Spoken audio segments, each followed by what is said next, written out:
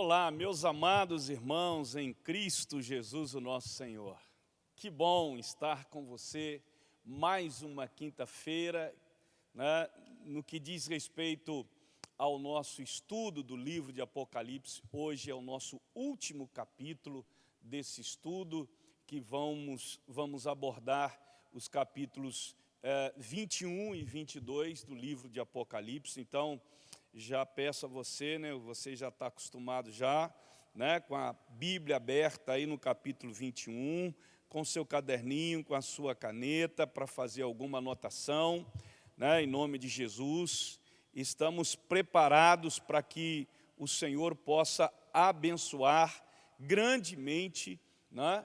E eu tenho certeza, querido, que esse estudo do livro de Apocalipse, todos que acompanharam, aqueles que não puderam estar às 8 horas acompanhando, mas depois tiveram acesso, né, aos vídeos, né, todos os vídeos estão aí no canal da nossa igreja. Então eu quero que você compartilhe com as outras pessoas, tá bom? E eu tenho certeza que você foi muito enriquecido, né, admoestado, alertado com relação ao tempo que nós estamos vivendo e a toda a mensagem, né, de revelação do livro de Apocalipse. Então vamos orar ao Senhor. Pai, nós te agradecemos, te louvamos e te adoramos por esse tempo tão maravilhoso que vivenciamos aprendendo da Tua palavra no livro de Apocalipse, Pai. Queremos lhe pedir que o Senhor continue dando sabedoria, discernimento, para que possamos sempre entender, absorver e praticar a Tua palavra. Oramos, ó Deus, em nome de Jesus. Amém. Muito bem, queridos. Hoje nós estamos aí em Apocalipse capítulo 21. Capítulo 21, que fala, né, do novo céu e nova terra, pois o primeiro céu e a primeira terra haviam passado e o mar não mais existia. Vi também a cidade santa, a Nova Jerusalém, que descia dos céus da parte de Deus, adornada como uma linda noiva para o seu esposo amado. E ouviram uma forte voz que procedia do trono e declarava: eis que o tabernáculo de Deus agora está entre os homens, com os quais ele habitará, eles serão o seu povo, e o próprio Deus viverá com eles e será o seu Deus. Ele lhes enxugará dos olhos toda lágrima, não haverá mais morte, nem pranto, nem lamento, nem dor, porquanto a antiga ordem está encerrada. E aquele que está sentado no trono afirmou: eis que faço novas todas as coisas, e acrescentou: escreve isso, pois essas palavras são verdadeiras e absolutamente dignas de confiança. E declarou-me ainda, diz João: tudo está realizado. Eu sou o alfa e o ômega, o princípio e o fim. A todos quantos tiverem sede, lhes darei de beber graciosamente da fonte da água da vida. Aleluia, glória a Deus. Então temos aqui, queridos, a descrição da cidade eterna, né?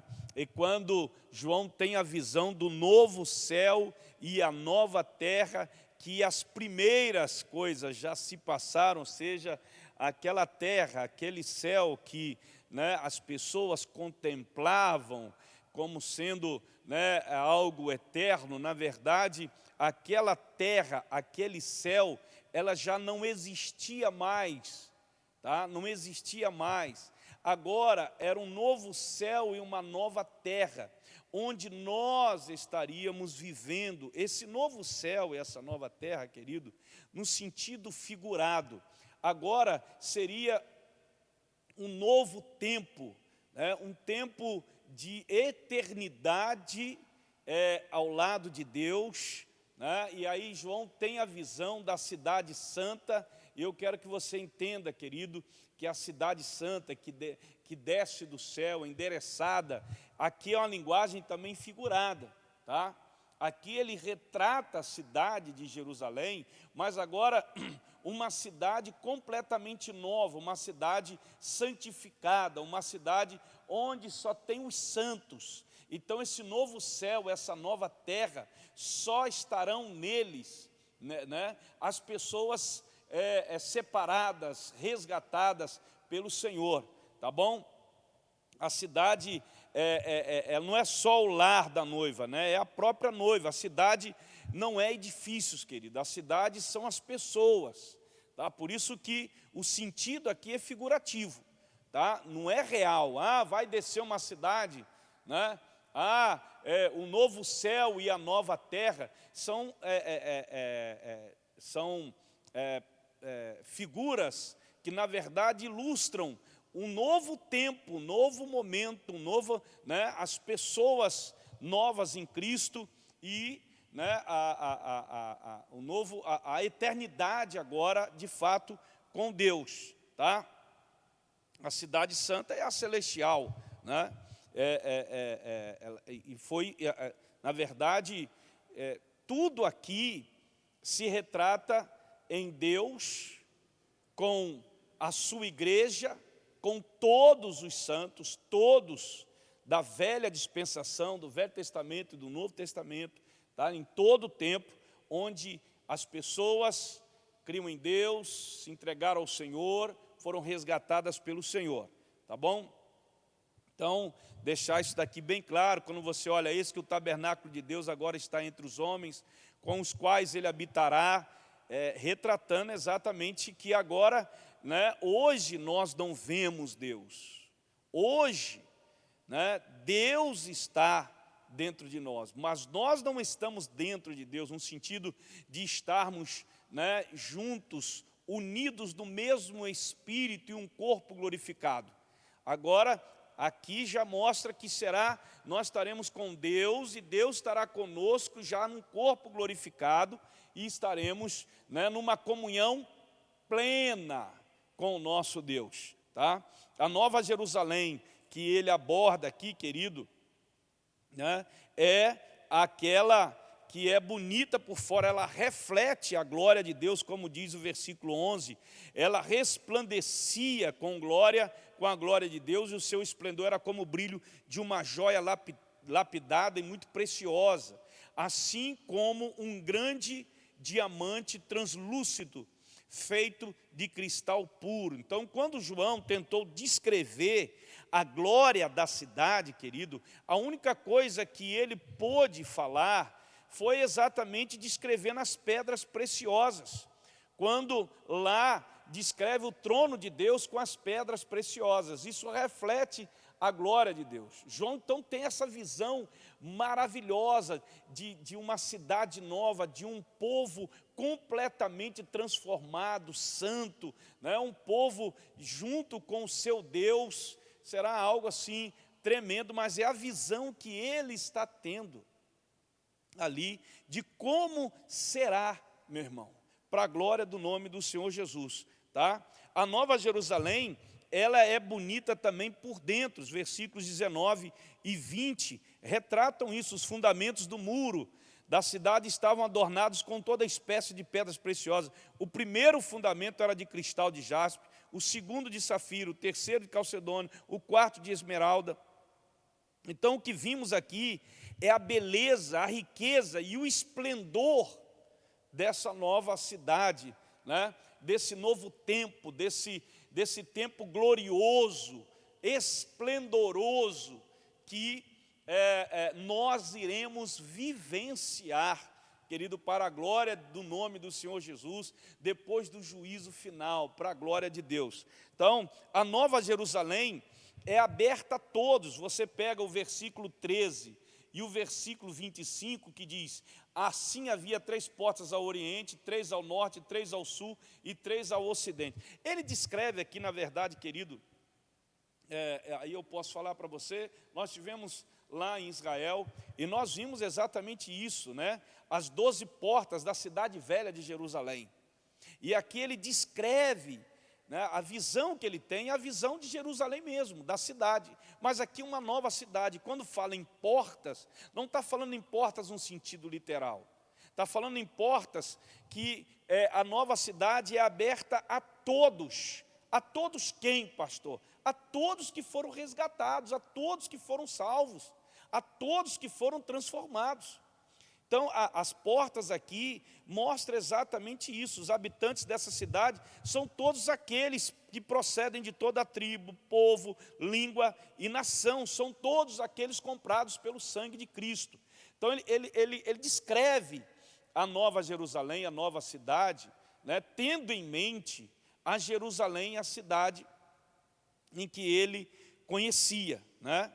É importante destacar isso. A Nova Jerusalém não é aberta a tudo, ela é aberta a todos, no sentido de todos que foram resgatados, mas não é aberta a tudo, ou seja, a Nova Jerusalém ela não é aberta ao pecado. Não haverá pecado, não haverá dor, não haverá, desobediência, não haverá nada disso nesse novo tempo, né? Nesse tempo de eternidade ao lado de Deus, de glorificação. O versículo 12 diz isso daí: tinha um sólido e altaneiro muro com 12 portais e 12 anjos, junto aos portais dessas portas adornadas, estavam escritos os nomes das 12 tribos de Israel. Então, quando você vê os muros levantados, e em cada porta havia um anjo, porque a questão da proteção, não vai entrar qualquer um, não vai entrar tudo ali, né? Na verdade, é só aqueles que foram resgatados pelo sangue do nosso Senhor Jesus. Veja que colocou um anjo, né, em cada porta. A porta está aberta, mas tem um anjo que demarca ali exatamente a santidade da cidade, separando o puro do impuro. Então Deus é uma muralha que protege a sua própria igreja nesse novo tempo, né? A Nova Jerusalém está construída sobre o quê, pastor? Sobre o fundamento da verdade, né? Gravados, olha, o muro da cidade tinha 12 fundamentos. Isso aqui é baseado em quê? Sobre o fundamento dos apóstolos de Jesus Cristo. Jesus Cristo é a pedra angular. A igreja estava edificada sobre o fundamento dos apóstolos. Jesus a pedra. A igreja, querido, do céu, a noiva do Cordeiro, a Nova Jerusalém, está edificada sobre o fundamento dos apóstolos, sobre a verdade revelada das Escrituras. Não é sobre a pessoa de cada apóstolo, mas da verdade revelada para cada um deles, que era a verdade do Senhor, né? Então a palavra de Deus, ela se torna a base desta igreja, né? A Nova Jerusalém tem espaço para todos os remidos. Você vê aí, eu não vou ler para nós ganharmos tempo aqui, os versículos 15 a 17, mostram exatamente o comprimento, a largura, a altura dessa cidade, né? E aqui, mais uma vez, eu quero dizer para você, são números que são figurativos, ou seja, né, aqui, na verdade, retrata a dimensão, a plenitude, né, de que essa nova cidade, essa nova Jerusalém, esse céu onde nós estaremos, querido, é um lugar onde tem espaço para todos que o Senhor salvou, que foi resgatado. Então, quando você olha aqui a largura, a altura, na verdade, querido, ela tinha 2.000, aqui ele fala em 2.200 quilômetros de comprimento, de largura e de altura. Então, tanto de comprimento 2.200, de altura 2.200, largura 2.200, representa o quê? Representa a plenitude, né, do tamanho, né? Isso aqui é a simetria, a perfeição, da vastidão e totalidade ideais da Nova Jerusalém, tá? Lá não existem bairros ricos, nem bairros pobres, pelo contrário, toda a cidade é igual. Lá não existe, querido, casebres, lá só são mansões. Deus é o arquiteto e fundador dessa cidade, né? Na verdade, a medida dessa cidade aqui é um símbolo da majestade, da magnificência, da grandeza do nosso Deus, ok? Então, é só para... Porque quando você lê aqui, ele faz essa descrição, né, detalhada. E alguém pode pensar assim, pastor, então é só esse tamanho? Isso aqui representa a totalidade, irmãos. Tá? Mas ele tinha que detalhar, e isso foi detalhado para ele. Tá? E ele foi escrevendo. Tá? A Nova Jerusalém é uma cidade que de plena comunhão com Deus. Versículo 22, contudo não vi templo algum na cidade, pois o Senhor Deus Todo-Poderoso e o Cordeiro são o seu santuário. Não haverá templo lá, querido, porque a igreja habitará em Deus e Deus habitará na igreja. Deus habita em nós hoje, mas nós vamos habitar em Deus, e isso é a plena comunhão.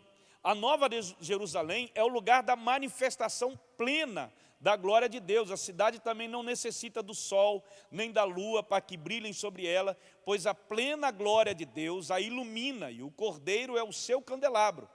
As nações andarão sob a luz dessa cidade, e os reis da terra lhe trarão suas riquezas. Então, quando fala aqui, irmãos, a cidade não será mais iluminada pelo sol ou pela lua. A cidade é o povo, né? As pessoas. A glória de Deus iluminará. A lâmpada que reflete a glória de Deus é o Cordeiro do Senhor.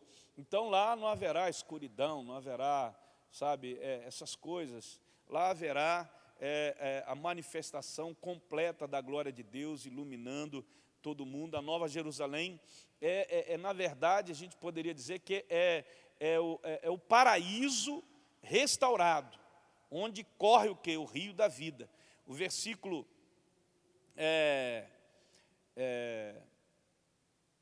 tanto é o versículo 27, diz assim: nela jamais entrará qualquer coisa impura, tampouco alguém que pratique ações vergonhosas ou mentirosas, mas unicamente aqueles cujos nomes estarão gravados no livro da vida do Cordeiro.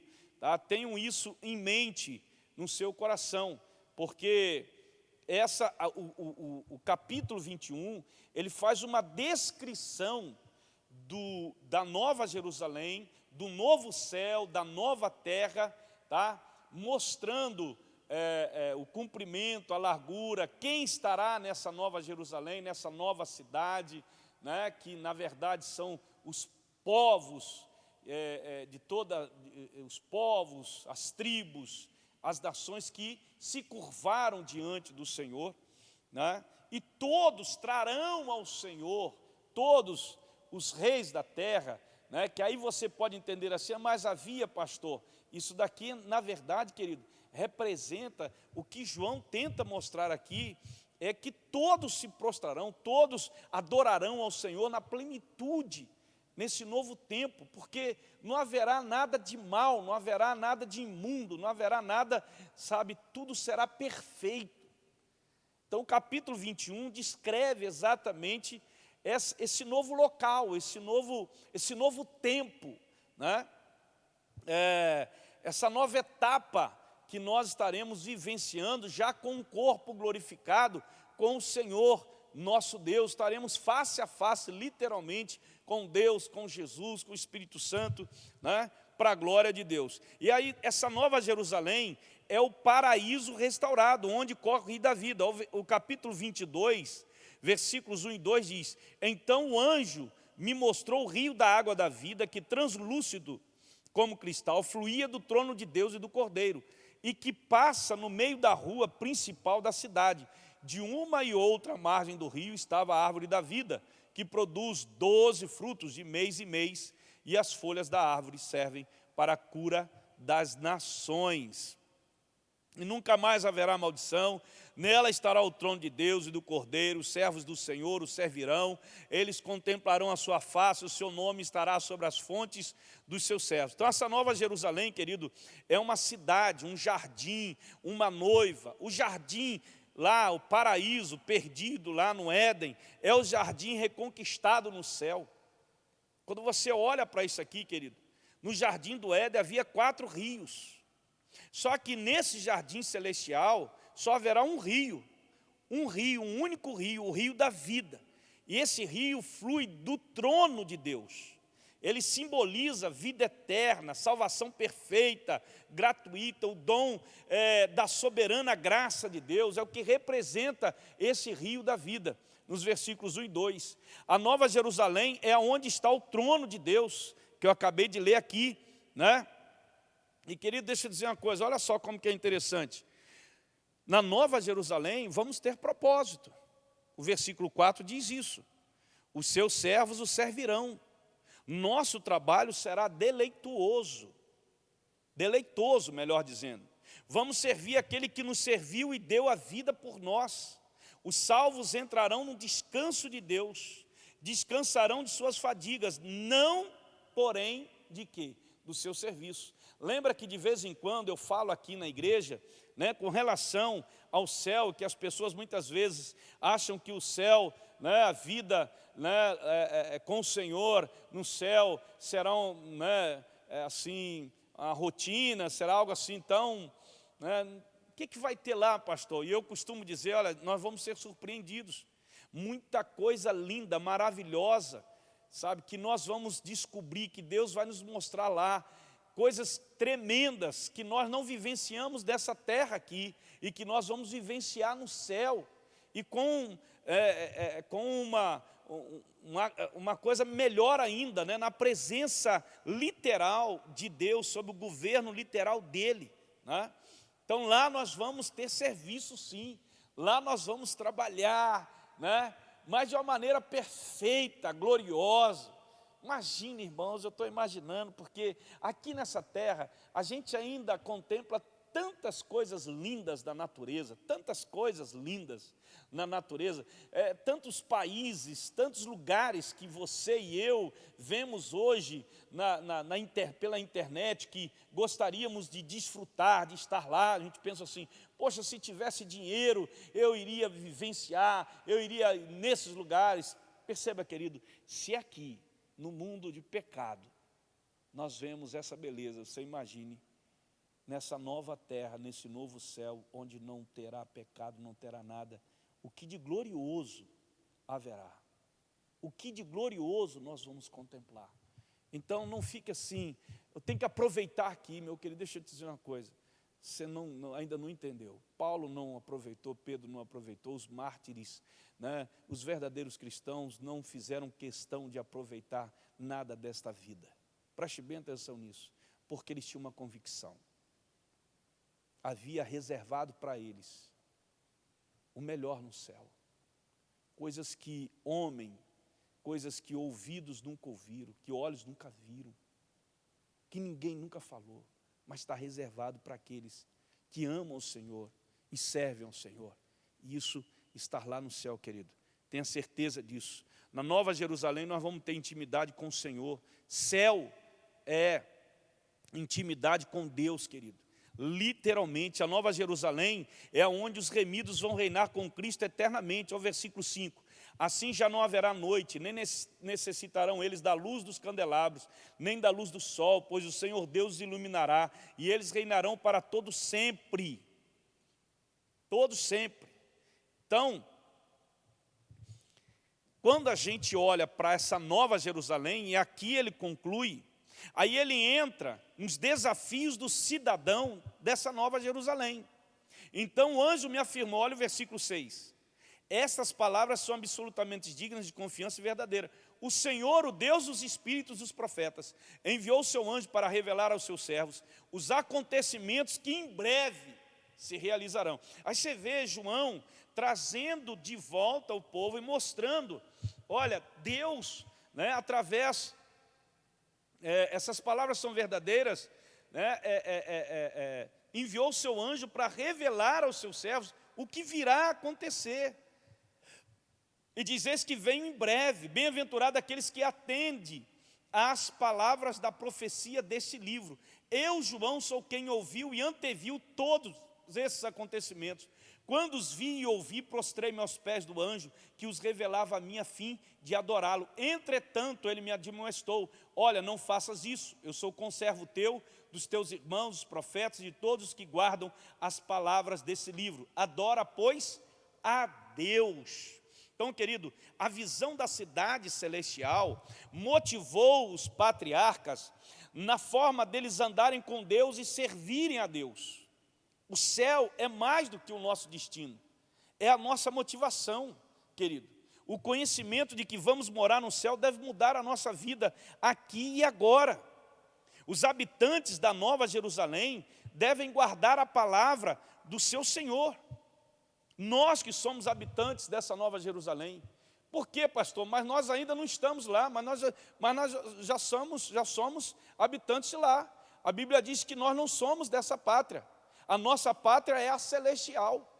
Nós estamos aqui, mas nós não somos daqui. Então nós já somos de lá. E nós que já somos de lá, devemos guardar a palavra do nosso Deus. Aí vem dos versículos 6 a 11 do capítulo 22. Né? Não ocultes as palavras da profecia desse livro, porquanto o tempo se aproxima rapidamente, meu irmão. Ora, quem é injusto, continua em injustiça. Quem é mundano, continua na impureza. Mas quem é justo, firme-se na prática da justiça. E quem é santo, continue a buscar a santificação. Eis que venho sem demora. E trago comigo o galardão que tenho para premiar a cada um segundo as suas obras. Preste atenção nisso. A revelação do Apocalipse é absolutamente confiável. As palavras desse livro são confiáveis. Está no versículo 6. A observância da revelação do Apocalipse produz na vida dessas pessoas que perseveram a bem-aventurança. Tá? Guardar as palavras significa obedecer, praticar, observar. É valorizar, querido, a importância do texto. Tá? As profecias do Apocalipse não foram escritas para satisfazerem a nossa curiosidade espiritual, não, e nem intelectual acerca do futuro. Foram escritas para que a igreja seja capaz de viver dentro da vontade de Deus. A profecia desse livro não é apenas para informar sobre o fim, não, querido, mas para preparar um povo santo para o fim. A mensagem do Apocalipse, ela vem de Deus, querido. Por meio de Jesus, sobre Jesus, através de quem? Do anjo a João. Tá? Deus é a fonte revelatória desse livro. Jesus é o conteúdo da mensagem desse livro, de Apocalipse. O anjo foi um instrumento que Deus usou para mostrar a João o conteúdo do livro. E a igreja, querido, João foi a testemunha presencial e o recipiente dessa revelação.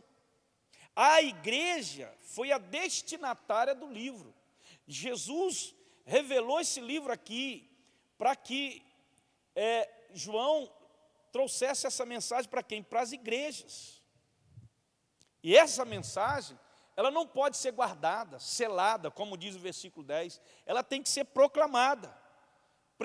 E ela precisa ser mantida como íntegra. Aqui o versículo 18 diz: declara a todos que ouvem as palavras da profecia desse livro. Se alguém lhes acrescentar algo, Deus lhes acrescentará os flagelos descritos nesse livro. Se alguém tirar alguma palavra desse livro de profecia, Deus tirará dele a sua parte da árvore da vida e na cidade santa que são descritas nesse livro. Ou seja, não pode nem acrescentar e nem tirar nada da palavra que foi revelada por Deus aos seus servos, através dos seus servos. E hoje, querido, nós vemos o liberalismo tenta tirar algo da Escritura. Nenhum homem tem autoridade para retirar nada da palavra de Deus. Nós vemos hoje o misticismo tentando acrescentar à Escritura uma nova revelação. Tem igreja aí que diz assim: não, para batizar tem que primeiro ser revelado. Como? Se a Bíblia diz: crê e seja batizado. Não precisa de revelação para ser batizado. Precisa de crer e se arrepender. Se isso aconteceu, querido, a pessoa tem que ser batizada. Só estou citando um exemplo do misticismo, de acrescentar algo à nova, algo novo à revelação. Os habitantes da Nova Jerusalém devem estar preparados para o julgamento do Senhor. Os versículos 12 a 15 falam sobre esse julgamento, querido. Julgamento de quem, pastor? O nosso julgamento. Nosso julgamento. Tá? Bem-aventurado todos os que lavam as suas roupas no sangue do Cordeiro, e assim ganham o direito à árvore da vida, e podem adentrar na cidade através de seus portais. O versículo 14. Né? no versículo 12, ele diz: eis que venho sem demora e trago comigo o galardão que tenho para premiar a cada um segundo as suas obras. Onde Jesus virá como aquele que vai julgar retamente, segundo as obras. Jesus é o juiz que tem credencial para julgar retamente. É o Jesus Cristo. Eu sou o princípio, eu sou o alfa, o ômega, o primeiro, o derradeiro, o princípio e o fim. O critério para a salvação não são as obras, mas a obra, querido, ela confirma a nossa salvação. Ela evidencia a nossa mudança, a nossa transformação. Os santos não são justos por causa das obras, são justos por causa do sangue de Cristo. Então os habitantes da Nova Jerusalém entrarão na cidade pelas portas, não por causa das obras, mas por causa do sangue. Mas as suas obras, elas serão julgadas pelo Senhor, para receberem o galardão. Todos aqueles que não foram lavados pelo sangue do Cordeiro ficarão fora da cidade santa, não entrarão, né? Depois do juízo, é impossível mudar o destino das pessoas, querido, não tem como. Olha, o versículo 11 diz isso. Quando você lê aqui, quem é injusto, continue na injustiça, quem é mundano, continue na impureza, mas quem é justo, firme-se na prática da justiça. E quem é santo, continue a buscar a santificação. O que ele está mostrando aqui é exatamente isso, querido. Depois do juízo, não tem como mudar o destino.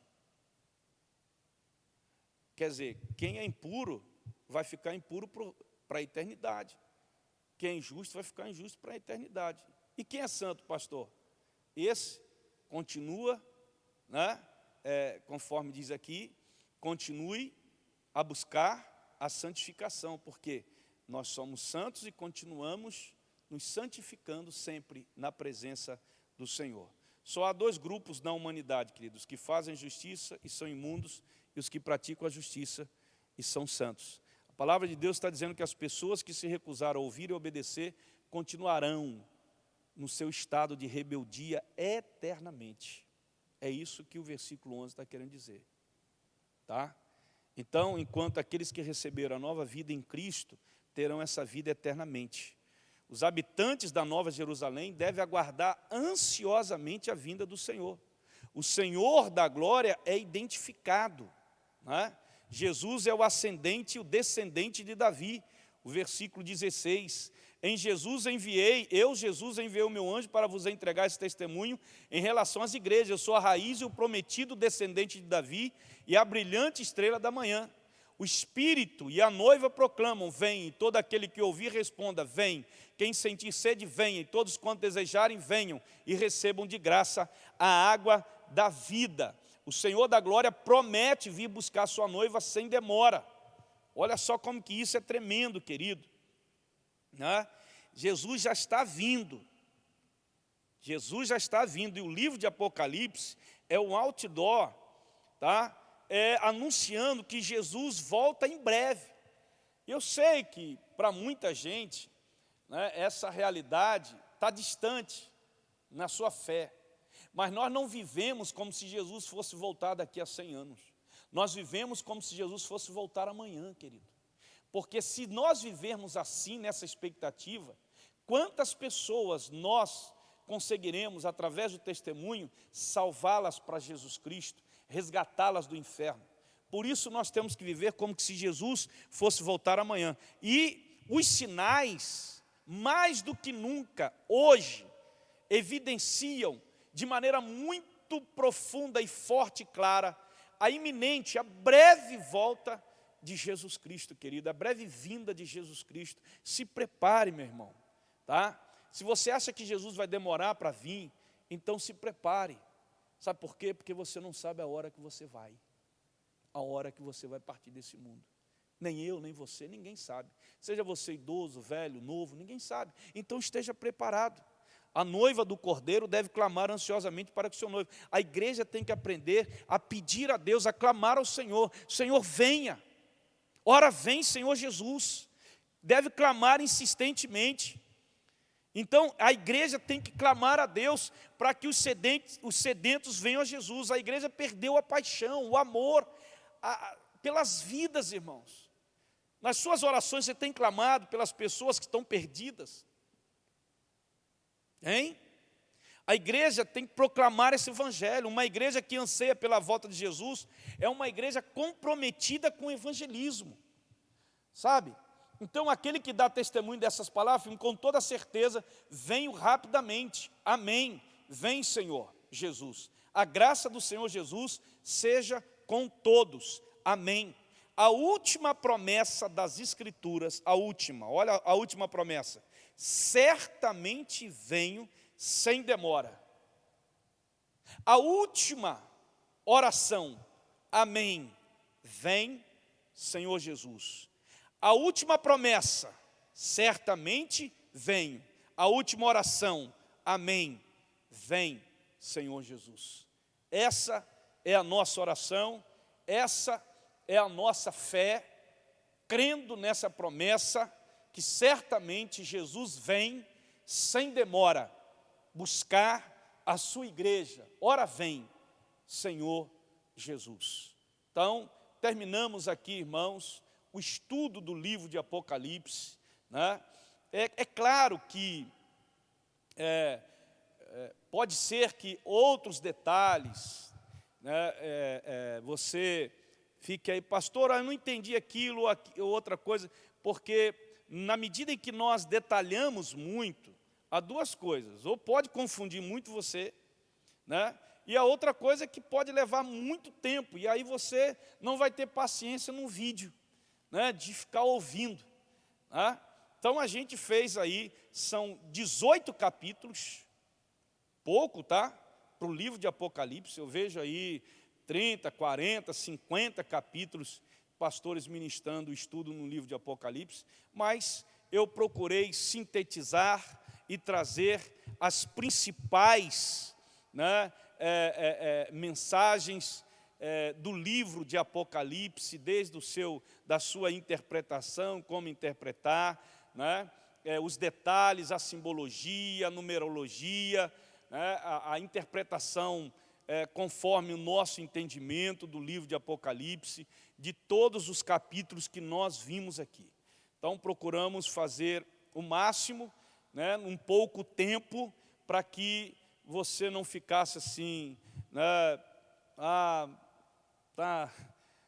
né, não perdesse o ânimo, e de alguma forma trazendo luz para clarear a sua mente acerca do texto do livro de Apocalipse. Espero realmente em Cristo, irmãos, que tenha ajudado a você, né, a sua fé, ao seu crescimento, né, ao esclarecimento.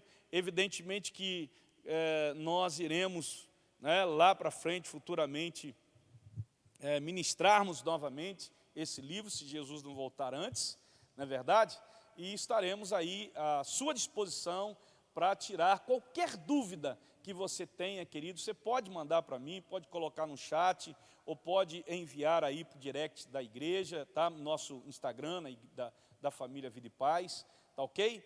Pode enviar para nós teremos a maior alegria de passar para você, né, de ajudar você a entender aquilo que de repente você não conseguiu entender, tá?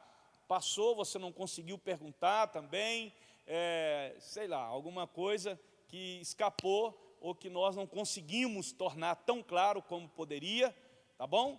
Mas estamos aí, em nome de Jesus, terminamos aqui na esperança, na expectativa do novo céu, da nova terra, de vivermos a eternidade ao lado de Deus, vivendo na plenitude, nessa nova Jerusalém, corpos transformados, né, numa vida de santificação plena, né, sob o governo do Senhor, servindo ao Senhor no novo céu, na nova terra, na presença do Pai, do Filho e do Espírito Santo. Que Deus abençoe poderosamente, ricamente a sua vida, para a glória de Deus. Um beijo no coração, um abraço, fiquem com Deus.